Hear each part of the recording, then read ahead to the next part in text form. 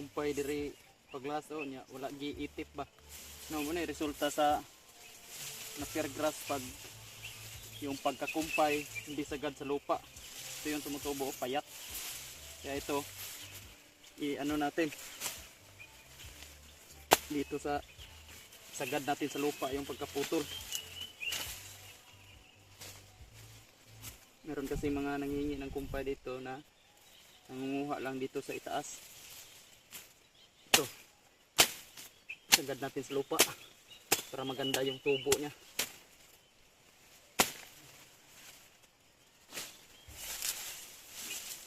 No, payat yung tubo pag ito lang sa itaas kinukuha. Ganito lang kasi ang mga nanghingi ng kumpay dito na yan dito lang pinuputol.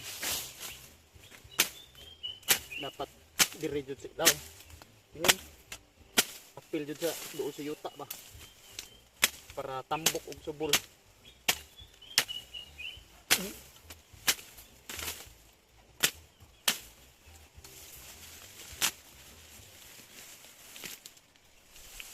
You know, payat ang tubo pag sa itaas lang pinuputol.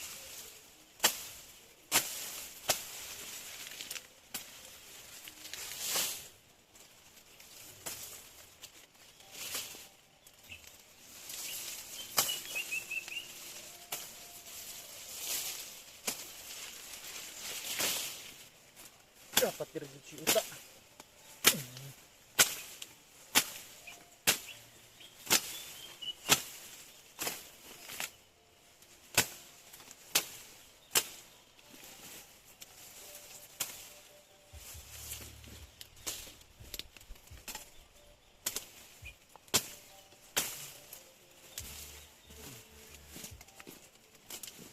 Wapo na kanig subol. Ito yung magandang pagkukunan ng itatanim nating napier grass. Yung magulang na stock to. Yan. Ito. Ito yung magandang itanim. Mas mabilis ito mabuhay at saka pag halimbawa uminit, mas matagal siyang matuyo kaya mas malaki ang chance na mabuhay. Pwede rin namang yung itatanim mo ay yung ganito, yung medyo bata pa pero ang disadvantage lang nito pag pagkatapos mong itanim ay uminit, mabilis tong matuyo. Di kagaya ng itong matured na stem na ito, mas malaki ang chance na mag-survive to kahit initin man yan. Mas matagal kasi yan matuyo. Yan, ito yung kunin natin. Yung matured na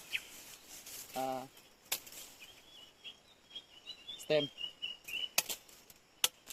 Yan, at least dalawang ganito. Buko ang tawag naman eh. Dalawang ganyan. Yan. Buhay na ni.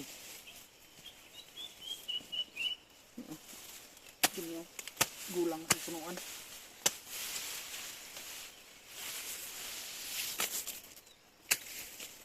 Yan, dua ka buko. Sa duha.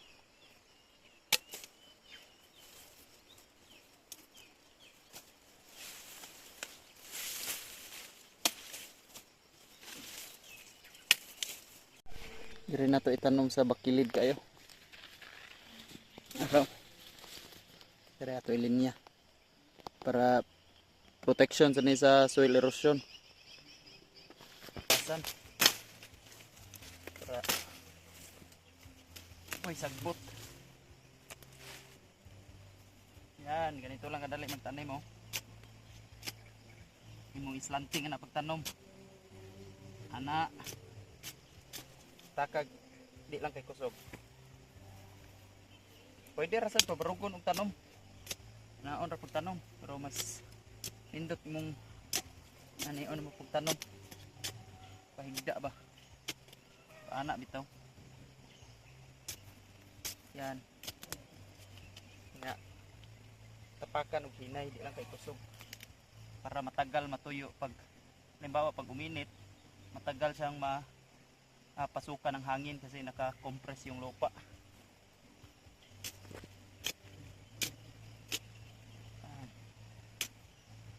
Dali ra kay mabuhi.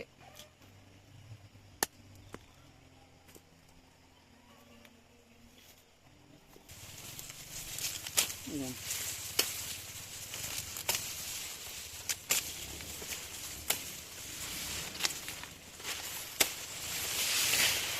Nani magkumpay diri ang mangayo. Diri ra sa babaw ba? Oh. Diri. Ang resulta ani dili ni siya mamatay sa inani nga pagkakumpay kining tag-as ra kay ibilin, pero ang sakir ani ang mutubo niya nga bag-o niwang kay diri man siya mutubo dinhi sa iyang mga sa babaw man dili mabot si yuta. So dapat pag magkumpay kag napper ana jud abot jud si yuta. Pero hala na imong sundang magibang mura nang bairon. Una diha baway bilin.